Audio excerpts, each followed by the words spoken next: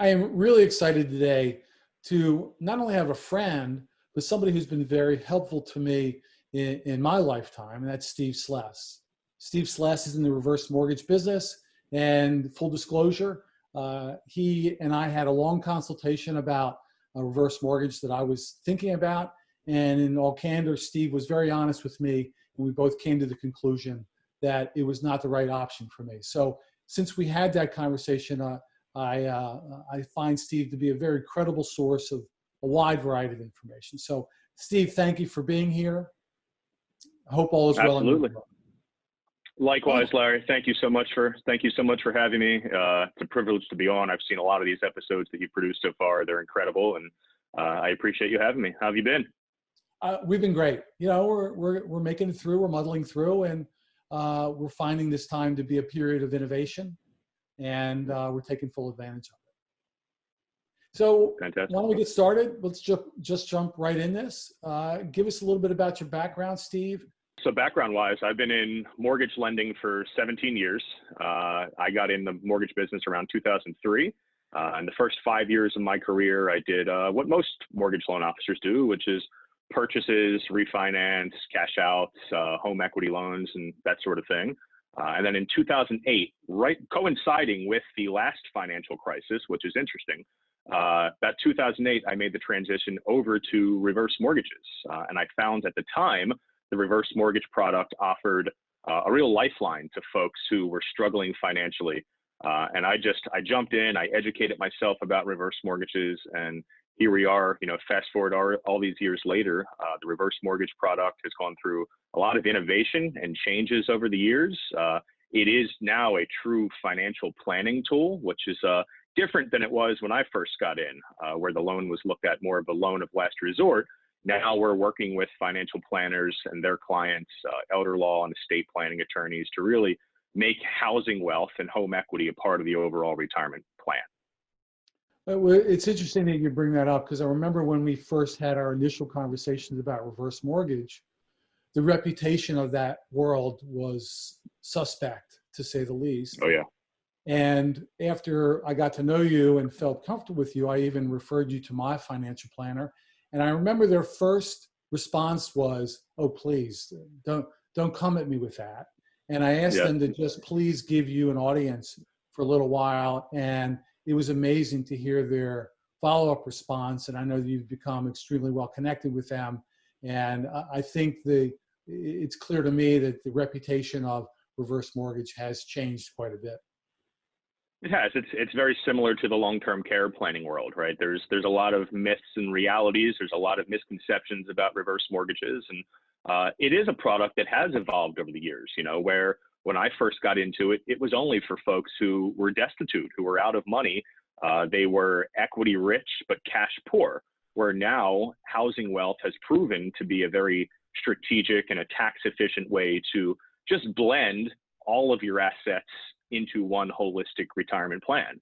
And you know, you had a perfect example there of the financial planner that you and your family work with, and you introduced them to me, being the nice guy that you are. And the first conversation with them, it seemed like they didn't really want to talk reverse mortgages. And fast forward now, that was about a year and a half ago, and they're one of our best strategic partners. We share clients, and that seems to be more often than not what happens whenever we do have a conversation with a financial planner, or anybody for that matter, who doesn't necessarily understand what a reverse mortgage is. There's a lot of education that goes into understanding the role that housing wealth plays in modern day retirement planning. And the fact of the matter is, it's not for everybody, as you and I discussed, but for many folks, it is an incredible product that even if you don't necessarily need money, there's ways to use a reverse mortgage in financial planning and retirement planning. And we could talk about reverse mortgage for a long time. I'm sure you can. You're very eloquent when you speak about it. Let's talk about the COVID world now, or what I call the COVID factor. So give me a peek inside what your world has been like with your business, and how the COVID environment has impacted your company and impacted the world of reverse mortgages. Yeah, it's a great question. It's been interesting. It's an interesting past maybe 2 or 3 months for us. So we work with exclusively a senior clientele. So every one of our clients are 60 and up. And so making sure that they're protected, making sure making sure that they're okay, really understanding their needs and understanding their concerns. But we also do offer a product that lends well in times of need, even though, like I said, it's not necessarily a product designed anymore to be a loan of last resort. It can provide a financial lifeline for a lot of folks. And what we're experiencing right now is a real surge of business owners that are in their young 60s or late 60s or even early to mid 70s, struggling to keep their business afloat. And in conjunction with or in lieu of a small business loan to carry their business through, they're realizing now that, hey, I have a lot of personal wealth tied up in my home equity, and they're able to use a reverse mortgage to leverage that equity, tap into that housing wealth to fund their business. And so a lot of our clients are doing that right now. We're also seeing a surge of jumbo reverse mortgages. These are clients that you would never expect to be reverse mortgage clients. We're closing a loan today. The guy has a $5 million home in Florida, free and clear of any mortgage. He is one of the largest producers of racehorses in the country. He breeds racehorses for the Bob Bafferts and the Wayne Lucases of the world.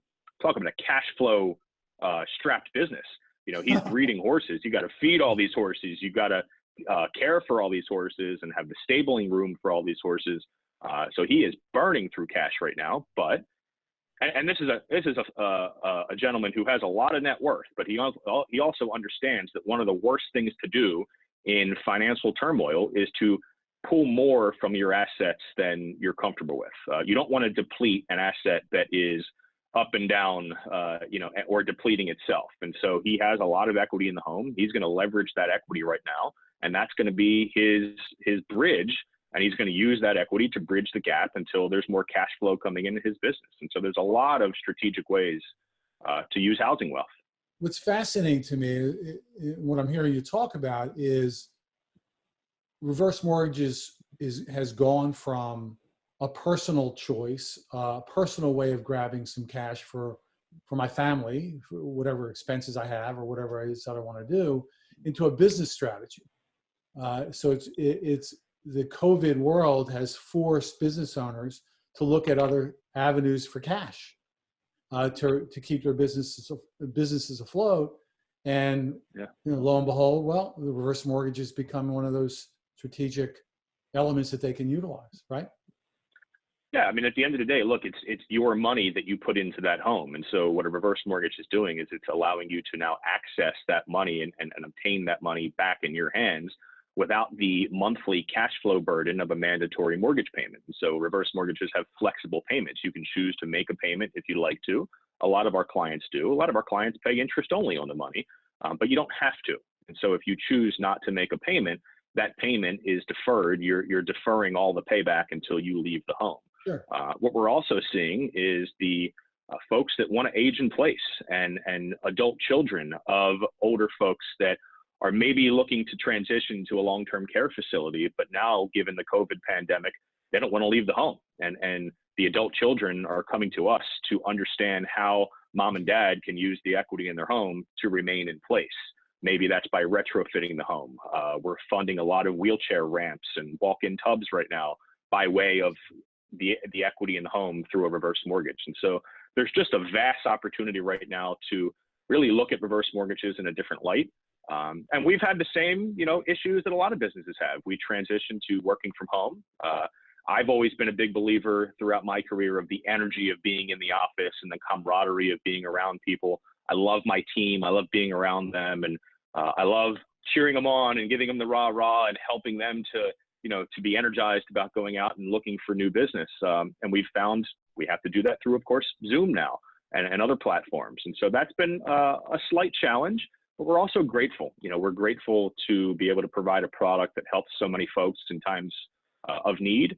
And I'm also grateful that I spend a lot more time with my kids. My oldest one is 3.5. My youngest one is 18 months. And so times like now, I think I'm going to look back a decade from now. And of course, we never want something like this to happen. There's a lot of folks that are sick and dying, and we don't want to overlook that. But we got to look at the blessings in all this. And, one of the blessings for me has been able to be around my kids and my family more.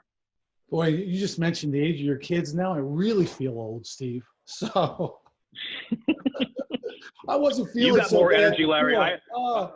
Oh, We're good friends. I know you pretty well. You got more energy than anybody my age.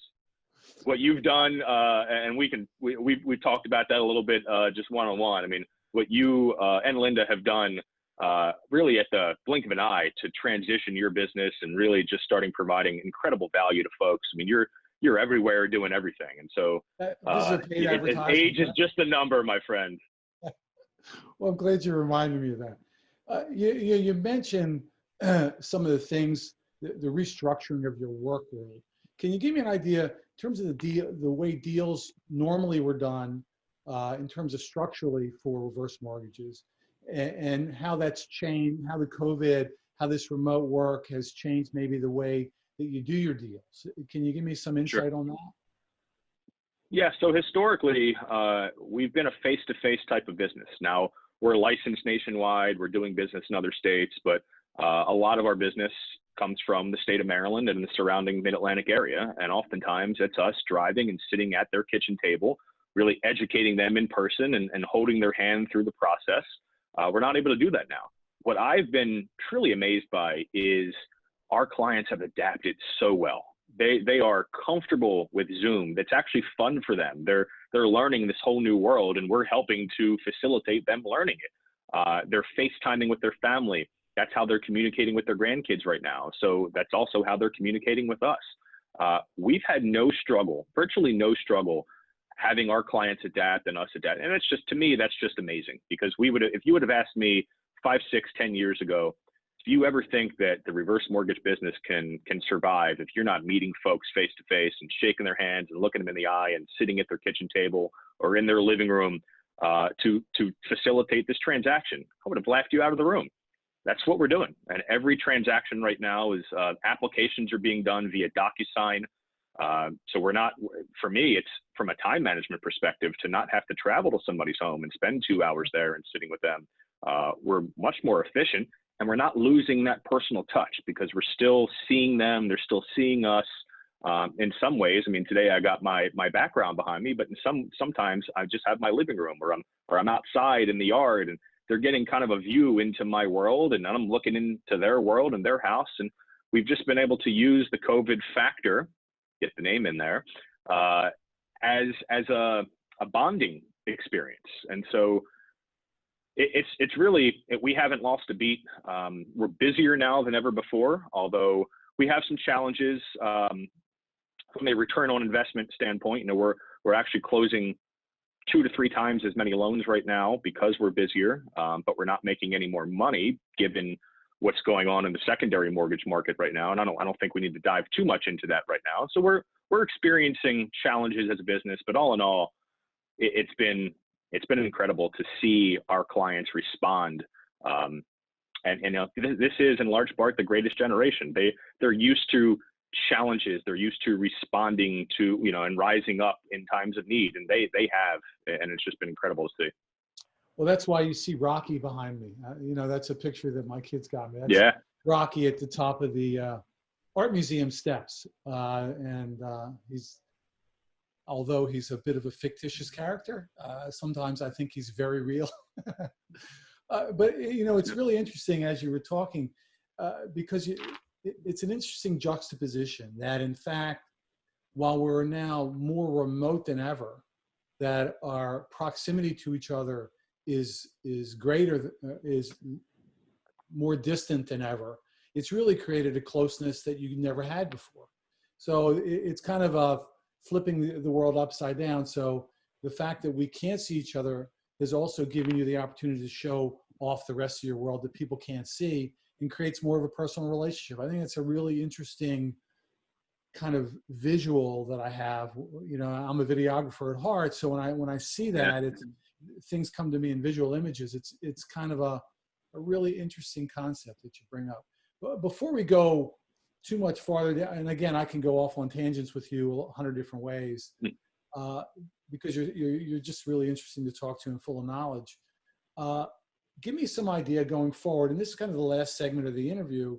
Going forward, given the things are starting to open up, what do you see strategically that you're going to hold on to or develop going forward that are a result of this COVID factor that had to be accounted for?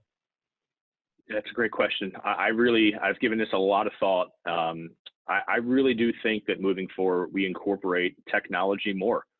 Now that we know that our clients are more than capable of handling technology, we were always a little hesitant working with an older clientele to really incorporate a lot of technology. Now, I think, and I'm pretty confident, that we've been ahead of the curve in the reverse mortgage industry with technology. We have a lot of automation set up in our marketing systems, and we're doing some pretty innovative stuff that others in our space aren't doing. But we certainly haven't blown the roof off by any means with technology. I do think that we're going to use Zoom and Skype and those platforms a lot more. I also think I'm more comfortable now as a business operator recruiting across the country. I've always been a believer for a long time that team members have to be in the office, and I need to be able to see them and touch them and monitor what they're doing, not micromanaging, but just in helping them, grow their pipeline. I had an interview the other day with a guy in Michigan, and I have an interview this afternoon with a gentleman in Florida.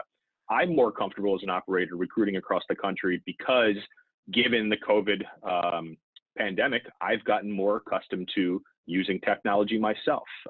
I'm more comfortable managing loan officers and processors and other staff across the country. So I think it's going to allow great recruitment opportunities for me to expand our operation outside of the Maryland area. Isn't it interesting what a crisis can create? And it really is. This isn't to take away from all the tragedy and the death and the sickness. And let's just stipulate to that. I have these conversations now with people. Let's just stipulate on the front end that, bottom line, this is terrible. Yes. Let's stipulate to that. Now, beyond that, what are we getting out of it? And you've just highlighted, I think, some key and essential points, Steve. And I want to bring the interview to a close. Again, we can go forever. Maybe we should have a part 2, part 3 to this interview series. Definitely. Yeah. But I want to just kind of thank you and thank you for, agreeing to sit down and have this remote conversation and bring some of your knowledge to the table and insights, and really introducing a world that I don't think a lot of people talk about. People don't talk about reverse mortgage. I talk to a lot of people, and you're not top of mind. You're top of mind when there's a cash crunch, and then all of a sudden you hear about reverse mortgage. We hear a lot of things about deferring loans, those types of things, not paying loans, all that stuff, but we don't hear about reverse mortgage as a solution. So I'm glad to bring that to the table a little bit here, and I really appreciate your time and bringing your insights to us today. Yeah, I'm grateful for the opportunity. It's always a pleasure to chat with you. I'm still looking forward to the days that we can sit at Stone Mill and have a cup of coffee and share breakfast together, because I do miss my network. I miss my friends. I miss meeting with them and just grabbing a beer or grabbing a coffee. But it's nice to be able to do this. I think the platform that you've created is incredible. I think what you're doing is incredible. You're providing value, and I know that's your intent, but you are really you're taking it above and beyond. And so I think it's a testament to you and your hard work and your energy. I'm just grateful to be on and hopefully provide value to the audience to just have them see reverse mortgages in a different light. And I think the product warrants looking at it from a different light.